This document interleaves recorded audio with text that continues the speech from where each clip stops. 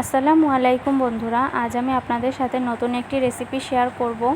তো এই রেসিপিটি আমার নিজের তৈরি, আমি কারো কাছ থেকে দেখিনি। তো আমার মনে হচ্ছে যে এটা আপনাদের সাথেও শেয়ার করি, আপনারাও করে দেখবেন, ভালো লাগবে। তো রেসিপিটি দেখার জন্য কিন্তু শেষ পর্যন্ত ভিডিওটি দেখতে হবে। গতকালকে আপনাদের ভাইয়া যখন দুপুরে লাঞ্চ করার জন্য বাসায় আসছিল, তখন বাজার থেকে একটা লাউ নিয়ে এসেছিল।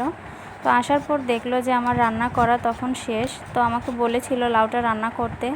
তো আমার অনেকগুলো তরকারি রান্না করা হয়েছে, তাই ভাবলাম যে কালকে রান্না করব, এই ভেবে রেখে দিয়েছি। তো আজ সকালে যখন লাউটা কাটলাম, তো লাউটা কাটার পর মনটা অনেকটাই খারাপ হয়ে গেল। ভেবেছিলাম যে লাউটা অনেকটাই কচি হবে। আর এখন কিন্তু লাউয়ের সিজন না, লাউ কিন্তু সব জায়গায় পাওয়াও যায় না।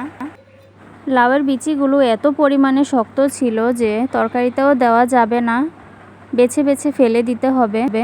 তো যখন বিচিগুলোকে আলাদা করছিলাম, তখনই হঠাৎ করে মনে পড়লো যদি বিচি দিয়ে আজকে আমি একটা নতুন রেসিপি তৈরি করি তাহলে কেমন হয়। তো যেই ভাবা সেই কাজ, সবগুলো বিচি আমি আলাদা করে নিলাম। বিচিগুলো দেখেই আপনারা বুঝতে পারছেন যে কি পরিমাণে শক্ত হবে। তাহলে চলুন আমরা রেসিপিতে চলে যাই। তো প্রথমে আমি এখানে 4টা শুকনা মরিচ নিয়েছি। তো এই শুকনা মরিচগুলোকে আমি প্রথমেই টেলে নেব।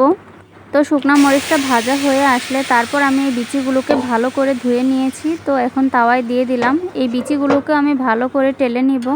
তো সেদ্ধ হওয়ার জন্য আমি ঢাকনা দিয়ে ঢেকে দিয়েছিলাম। তো দেখেন কিছুক্ষণ পরে বিচিগুলো কতটা ভাজা ভাজা হয়ে গেছে। আমি খুব সুন্দর করে বিচিগুলোকে ভেজে নিয়েছি। বিচিটা টেলে নেওয়ার পর এখন আমি ভর্তাটা বানিয়ে নিব। প্রথমে আমি পাটায় 4টা শুকনা মরিচ দিয়ে দিলাম। এখানে নিয়েছি পেঁয়াজ, ধনেপাতা আর লবণ। ভর্তার মধ্যে ধনেপাতা দিলে কিন্তু ভর্তার স্বাদ দ্বিগুণ বেড়ে যায়। সব কিছু টেলে নেওয়া হয়ে গেছে, এখন ভর্তাটা পাটায় পিষে আমি বানিয়ে নিব। তো প্রথমেই আমি শুকনা মরিচগুলোকে ভালো করে পাটায় পিষে নিচ্ছি। এই শুকনা মরিচগুলোকে আমি মিহি করে বেটে নিব। এই ভর্তাটাতে শুকনা মরিচ দিলেই সবচেয়ে বেশি মজা হয়। তো মরিচটা বাটা হয়ে এলে এখন আমি দিয়ে দিব ধনেপাতা। তো এটা হচ্ছে বিলাতি ধনেপাতা, তো এটাও বেটে নিলাম মিহি করে। তারপর তেলে রাখা বিচিগুলোকেও আমি ভালো করে পাটায় বেটে নেব। আমার এই রেসিপিটি আপনারাও বাসায় ট্রাই করে দেখবেন, যদি ভালো লেগে থাকে তাহলে অবশ্যই জানাবেন। তো বিচিটা কিন্তু ভালো করে বেটে নিতে হবে, একবার বাটায় কিন্তু মিহি হয় না, 2বার বাটতে হয় ভালো করে। তো আমি 2বারই ভালো করে বেটে নিয়েছি। শুকনা মরিচ ধনেপাতার সাথে বিচিগুলো মিশে খুব সুন্দর একটা গ্রান আসছিল। তো বিচিগুলো মিহি করে বেটে নেওয়ার পর এখন আমি দিয়ে দিচ্ছি পেঁয়াজ আর সামান্য লবণ। তো পেঁয়াজগুলোকে আমি হালকা ভেঙে বেটে নিব, বেশি জোরে চাপ দিয়ে মিহি করব না। পেঁয়াজটা আদা বাটা থাকলে ভাতের সাথে মাখালে যখন চাপানোর মধ্যে পড়ে তখন কিন্তু খুব ভালো লাগে। তো আমার পেঁয়াজটা বাটা শেষ, এখন আমি সম্পূর্ণ মিশ্রণটাকে একসাথে মিশিয়ে নেব। তো তৈরি হয়ে গেল আমার লাউয়ের বিচির ভর্তা।